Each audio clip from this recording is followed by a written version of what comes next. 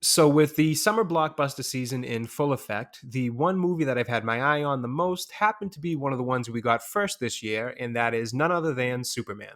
In leading up to this film's release, there's been a pretty split opinion on what to expect from this one as far as the online discourse goes. Now, me personally, I don't really get into that kind of stuff. I like to see what the film has to offer me when it's actually out, and I can make up my own opinions on it. And with it finally being released in theaters, I was able to do exactly that. So, right from the start here, let me just say that I liked the movie. There was definitely some good and some bad about it. It's not a great movie by any means, but it's not a bad one either.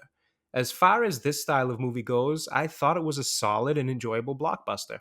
Now, the discussion of what this movie needed to be for this new DC universe in terms of quality is a different discussion that I may go into in another video. But as far as a short answer to my general view of it, I definitely enjoyed the movie, and in a way, it left me feeling similar to how I felt after the Batman movie came out, which was I like a lot about the take on the main character. I think there's an interesting and solid foundation to build off of for the next movies as far as the universe and characters go, but also that it didn't do enough to wow me, even though I did enjoy it. And then there's certainly things to improve on going forward.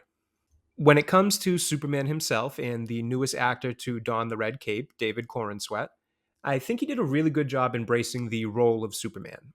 He had a lot of charisma and charm in the role. I think he did a good job with the Boy Scout nature and personality of both Clark and Superman, as well as the awkward, wholesome nerd that we all know and love Superman to be. I think for me, where it felt like the character could have been done a bit better was probably the aspect of being a beacon of hope to the world. It's something that they touch on in ways, but still didn't quite feel like they did enough of that to really capture the aspect of the character. But I do think with the conclusion of the story in this one, they do set themselves up to go more into that in the future. I also liked Nicholas Holt's version of Lex Luthor. He's menacing and intimidating, as well as just pure evil. I feel like he did well with the never ending drive and determination for Lex's hatred of Superman, and his way of handling Lex's calm, cool style of confidence added to the intimidation of the character. The rest of the cast and characters was a bit more of a range from bad to good.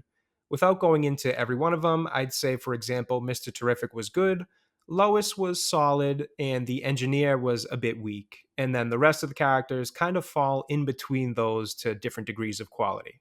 Story wise, the movie is honestly not very creative. It's a bit formulaic for the genre, and if you've seen enough superhero movies, then you can probably predict the structure of this one fairly easily. And while that's not inherently a bad thing, it doesn't mean that it's a good thing either. It's just kind of fine, which is definitely better than bad.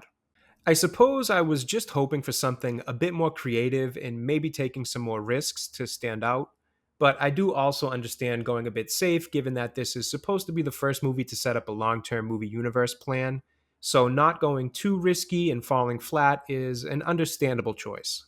However, the story and writing did fall short for me in a few areas that hurt the movie. One of these areas was the humor. It just didn't land in the way that James Gunn humor has in some of his past films, specifically Guardians of the Galaxy. A good chunk of it just fell flat and didn't really land. And then there was a few times where what should have been an emotionally impactful scene was totally undercut by one of these forced jokes that I would like to see dialed back a lot in the next film, in really most of these new DC films going forward. Another area of the writing and story that really stood out to me as just bad writing is something that I don't want to get too into here because it's a major piece of the plot, and that's kind of why I really didn't care for it. And this is a spoiler free review, so I can't go into it too much. But it was just way too much of a silly concept for me for it to be taking that much of a role in telling the story. Without spoiling it, what I can say is it involves a past relationship of a character in the film. So if you see this before watching the film, you may notice it when you watch. And if you've already seen the film, then you probably already know what I'm talking about. It was just a really silly plot point that I don't think should have been used as such an important piece of telling the story.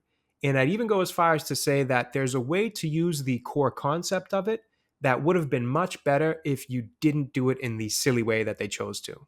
And then, of course, there was the issue that I think a lot of people were worried about based on the trailers, which was there was just too much going on in this one. It's not an issue that hurts this movie as bad as it has some other films in the past, but there's definitely a bit of too many characters in this, and it leaves some of them really just uninvolved in the story, and it makes you wonder why they were even in it in the first place.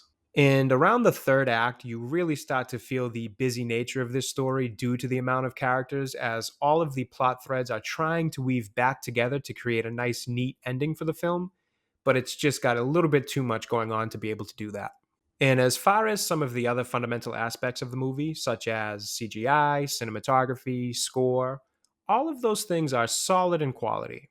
None of it really stands out as bad, but none of it really blows your mind either. I think the use of the original Superman theme is a nice touch for sure, so credit to the idea of using that in this, but true credit really goes to the original. And in some of the flight scenes, the CGI looked a little bit off, I will say, but again, overall, the quality was solid and things looked pretty good. Overall, as I said to start this review, this was a solid and enjoyable movie for me. It's not perfect, but I think it created a solid foundation for not only what comes next for Superman, but potentially the rest of this new DC universe. Is it the best Superman movie of all time? No, it's definitely not. But it's not the worst either. I think that when the dust settles on all the outside talk surrounding this movie, the consensus on it will probably place it somewhere in the middle of all the Superman movies so far in terms of quality. Which isn't a bad first step for the new DC universe, but I can see how others may argue it's still not the first step that this universe needed. Like most things, only time will tell what the impact of this movie does or doesn't have on what comes next. Let me know what you guys think in the comments. Thanks for watching. I hope you enjoyed the video, and I'll be back again soon.